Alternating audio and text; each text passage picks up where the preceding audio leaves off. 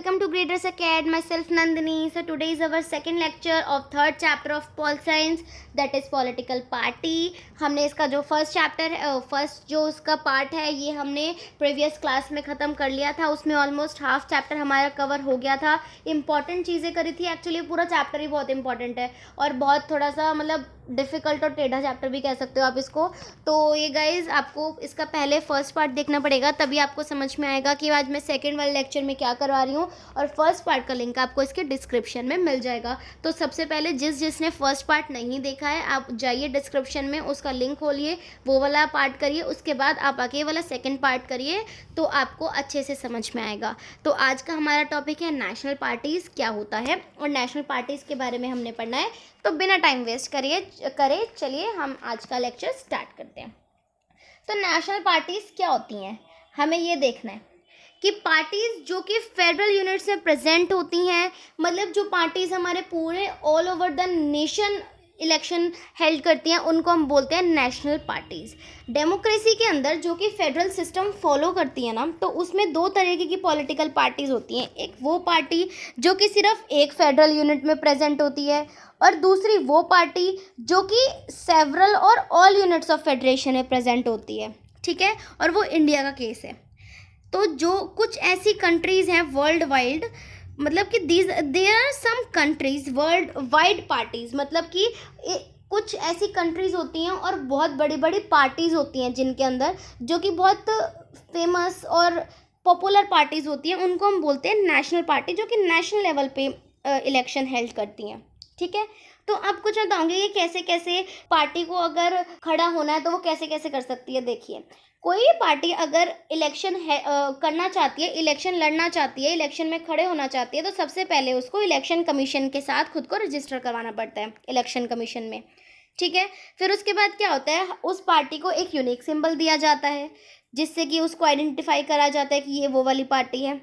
और वो वाला जो ऑफिशियल कैंडिडेट होता है ना उस पार्टी का, सिर्फ वही उस इलेक्शन सिंबल को यूज़ कर सकता है. ठीक है, उसी को फैसिलिटी मिलती है कि वो उस इलेक्शन कमीशन को इलेक्शन सिंबल को यूज़ कर सकता है. तो उसी के पास अथॉरिटी एक ऑफिशियल कैंडिडेट होता है, वही उस पार्टी के इलेक्शन सिंबल को यूज़ कर सकता है, उसी को उसका बेनिफिट मिलता है.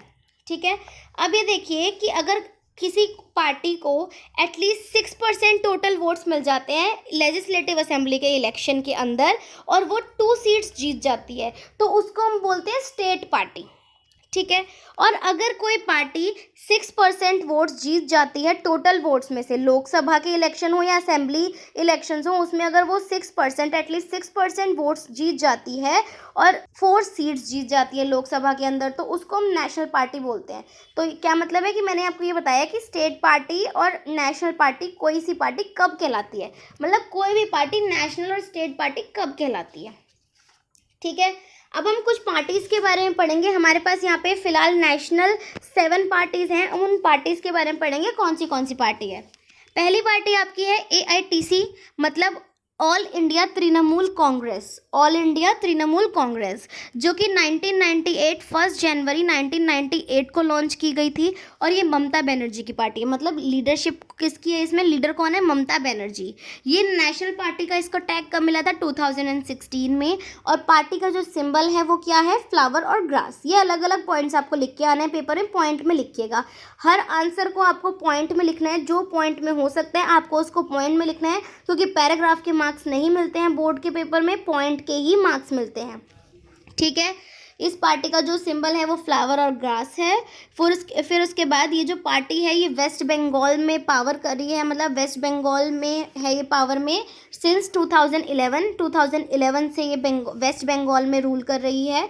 और अगर 2014 के इलेक्शंस की बात की जाए तो इसको 3.84% वोट्स मिले थे, और इसने 34 सीट्स जीती थी इलेक्शन में, जिसकी वजह से ये 4th लार्जेस्ट पार्टी बन गई है लोकसभा के अंदर. ठीक है, तो ये AITC all India Trinamool Congress party है. तो अब दूसरी आपकी पार्टी है बहुजन समाज पार्टी, BSP. ये 1984 में फॉर्म हुई थी. कांशी राम इसके लीडर हैं. ठीक है, कौन है इसके लीडर, कांशी राम. और ये किसका साथ देती है?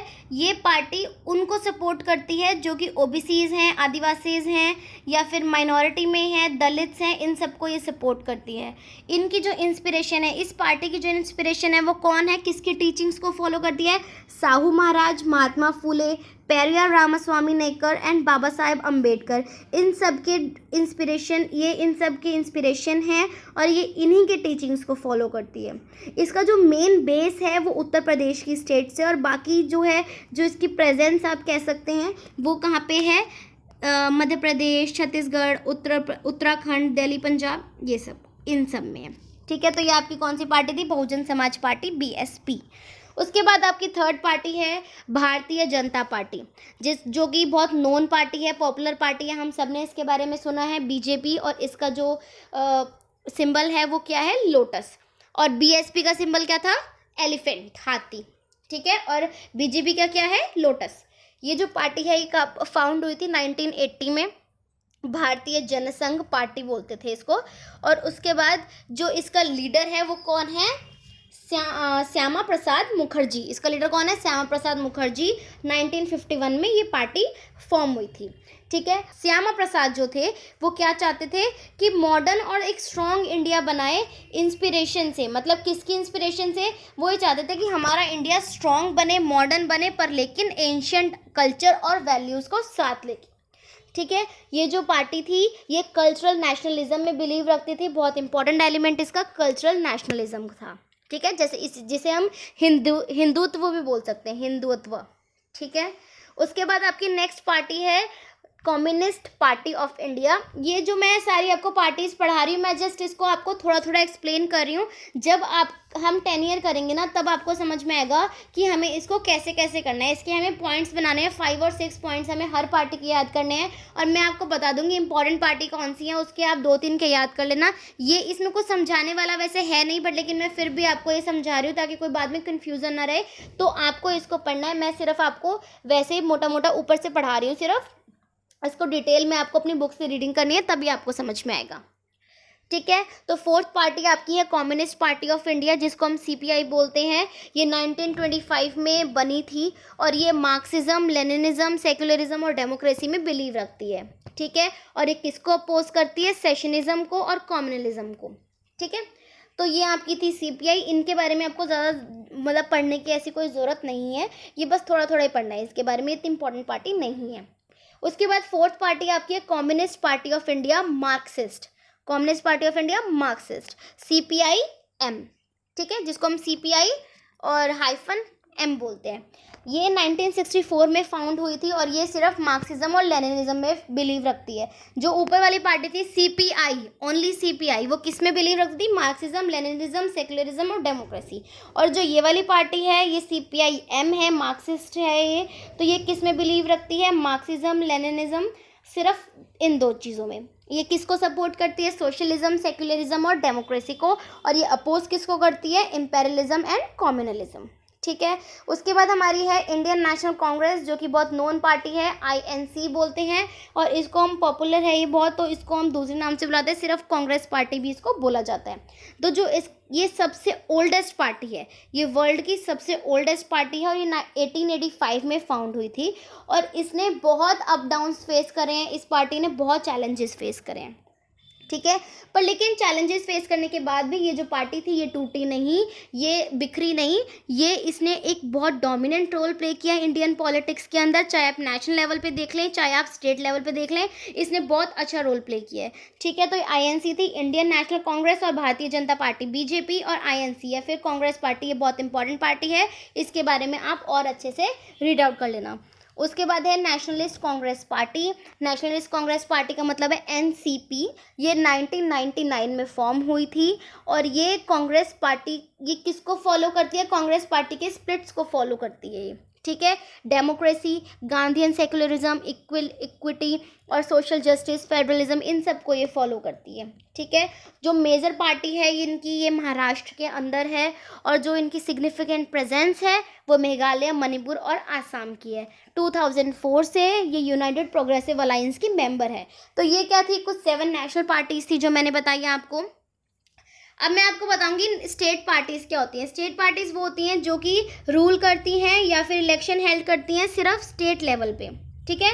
इन 7 पार्टीज से अलग कुछ मेजर पार्टीज़ हैं कंट्री में जो कि इलेक्शन कमीशन से क्लासिफाइड हैं, और वो उनको हम बोलते हैं स्टेट पार्टीज़, ठीक है, या रीजनल पार्टीज भी बोल सकते हो। कौन सी होती हैं, जैसे कि समाजवादी पार्टी, राष्ट्रीय जनता दल, ठीक है, ये सब हो सकती हैं। Biju Janata Dal, Sikkim democratic front, Mizo national front, Telangana राष्ट्र समिति, ये सब कौन सी हैं, ये हमारी स्टेट पार्टीज़ हैं, ठीक है। इंडिया जो है डाइवर्स कंट्री है, तो इसमें काफ़ी सारी स्टेट पार्टीज़ और नेशनल पार्टीज़ है। हमें स्टेट पार्टीज़ के बारे में इतना डिटेल में नहीं पढ़ना है, हमने नेशनल पार्टी के बारे में पढ़ना था, हमने पढ़ लिया, ठीक है गाइज़।